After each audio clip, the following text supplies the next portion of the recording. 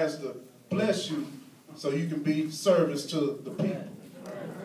See, but a lot of times we want to get, okay, I can rap.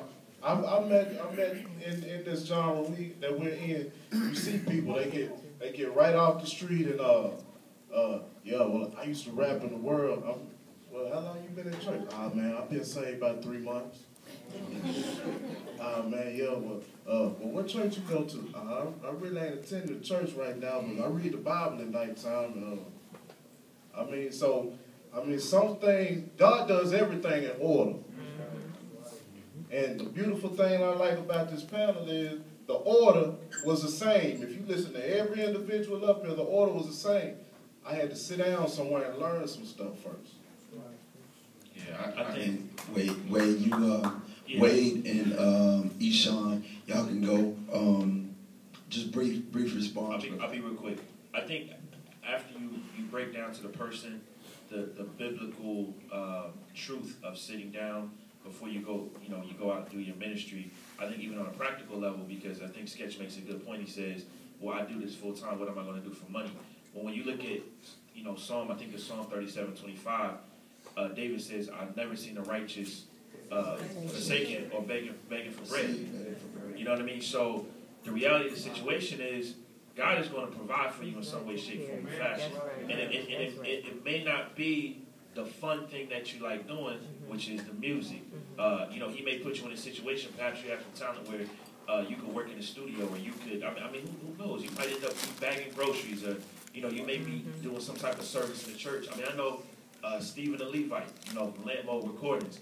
That brother was working as a janitor at his church to provide for his family, but he was serving and learning. And he's been an artist for a while, but it's just the reality of the situation is that's the practical need. That's the way the Lord provided for him, and he was faithful over it. Yeah.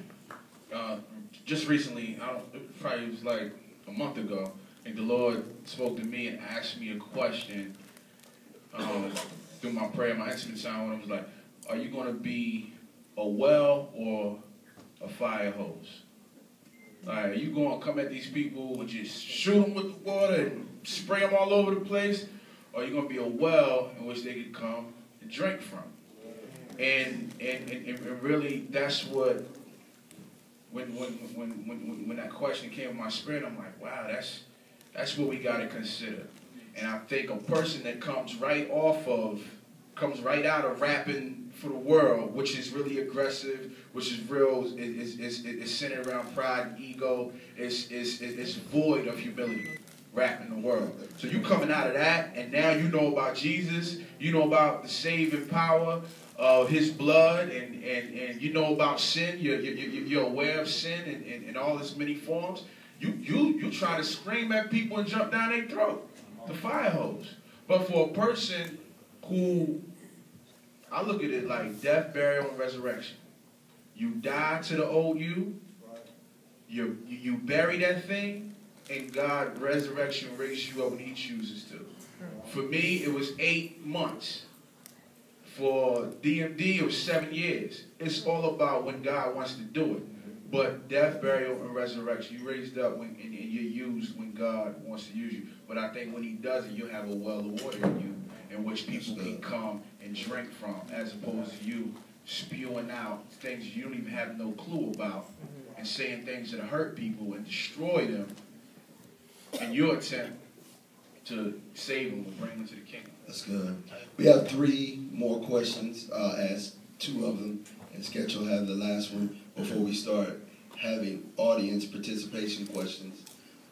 So if you would like to ask a question, just please, you can wait right there at the edge of the stage, and you can ask one of these nice artists who will be happy to answer the question. Willie, I would like to ask you this, and then Jen, too, I would like to ask you this. And please make them as concise and as brief as you possibly can under some time constraints. Willie, what does your ministry look like outside of music? That's one we'll talk to. And then Jen, how do you balance music and ministry? So we'll start with you first, Willie. Okay. Well, for me, like I was just like a lot of people coming out of a secular gang. And, you know, just hustle bustle. I just put God on top of what I was doing. But I didn't seek God on what my calling truly was. It wasn't until he told me to put the mic down and pick up a video camera. And when I picked up the video camera, it was different. It was something that I was afraid of. And I was like, yo, this is crazy. I'm not used to this. So you know, now I understand my calling. I'm called to preach the gospel. I speak. I go out and I'm called to preach the gospel. This genre of music, God has shown me that they need people who are going to preach the gospel unapologetically. So, you know, it's a cool way. It's on YouTube. It's fun. And then I get to go out and they understand that I keep it 100 and I'm, you know, really, really raw and edgy. So my call is preaching. But I'm consistent with my preaching. So God is allowing me to attract the things that I need and things that I wanted in my life. So through my preaching, I'm now attracting